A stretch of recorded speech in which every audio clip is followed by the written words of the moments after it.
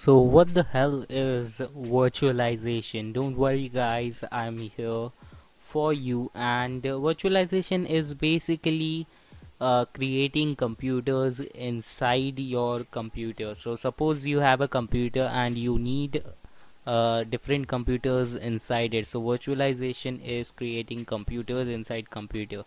So you can download VirtualBox from the official website. The resource will be provided, and I'll also provide the version which I'm using. So many students might face some problems with different versions, but while recording the video I'm using version 2.2.22, and I'll be attaching the same in the resource folder of the course.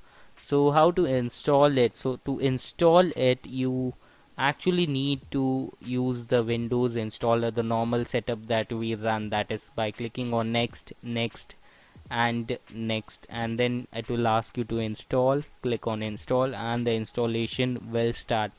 So in case you are new to uh, virtualization, I would suggest you to use VirtualBox. In case you are good in ethical hacking and you have been using VirtualBox and you know virtualization, then I would suggest you to do the same with VMware and work on VMware. And VirtualBox is actually free and VMware is kind of costly.